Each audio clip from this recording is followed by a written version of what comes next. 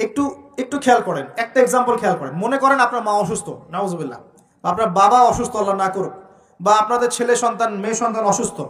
এখন আপনি কোনো উপায় নেই, ডাক্তার বলছে যে খুব সিরিয়াস অবস্থা, হয় না এমন মাঝে মাঝে? আচ্ছা, এখন আপনি সেজদায় পড়ে গেলেন, হাত তুললেন, তুলে আল্লাহকে বলছেন, আল্লাহ আমার বাবা অসুস্থ, আমার মা অসুস্থ, আমার ছেলে বা মেয়েটা অসুস্থ, আল্লাহ তুমি তাকে শেফা দান করো। এই কথাটা বলার সময় আপনার চোখ দিয়ে পানি ঝরে না? ফিলিংস আসে না? এই ফিলিংসটা কেন আসে? কারণ আপনি যা বলছেন আল্লাহকে সেটা আপনি উপলব্ধি করতে পারেন, ফিল করতে পারেন। আর নামাজে কেন মনোযোগ আসে না? কারণ নামাজ আমি যা পড়ছি এটা তো আমি ফিলই করতে পারি না, আমি তো এই ভাষাটাই বুঝি না, অর্থই জানি না, কেমন করে ফিল করবো? এই জন্যই বলি কোরআনের অর্থ জানার দরকার নাই। অর্থগুলো না জানলে তো পরে আপনি মনোযোগ পাবেন না, তো ইহসান পাবেন না। তো এই জন্য নামাজে মনোযোগ বাড়ানোর প্রধান শর্ত হচ্ছে অর্থটা বোঝার চেষ্টা করতে হবে। কি পড়ছি সূরা ফাতিহায়, কি পড়ছি রুকুতে, কি পড়ছি সেজদায়, হ্যাঁ কি পড়ছি আমি তাশাহুদ, দরুদে, দোয়া, মাসুরায়, অর্থ জানতে হবে। এবং সেজদায় বেশি বেশি দোয়া করার চেষ্টা করবেন। নামাজ তাড়াহুড়া 3G 4G 5G তে যাবেন না, রিল্যাক্সে নামাজ পড়ি, ইতমিনানের সাথে। জীবনে যত নামাজ পড়েছি, নামাজ সবচেয়ে সেরা নামাজ পড়েছি আমি ব্যক্তিগতভাবে বলছি, আমার জীবনে মক্কায় আর মদিনায়।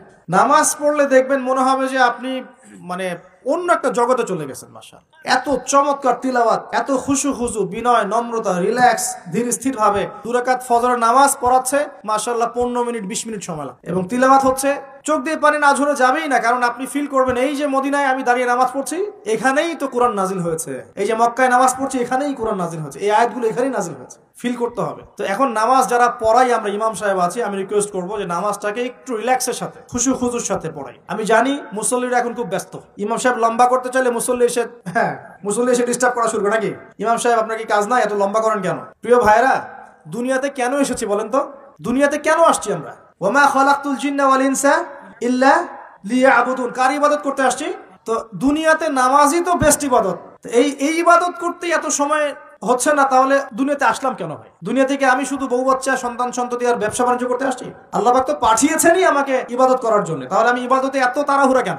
রিল্যাক্স থাকেন, আল্লাহ পাক তৌফিক দান করুন। এইভাবে 5 ওয়াক্ত নামাজ পড়বেন, আল্লাহ পাক তৌফিক এনায়েত করুন।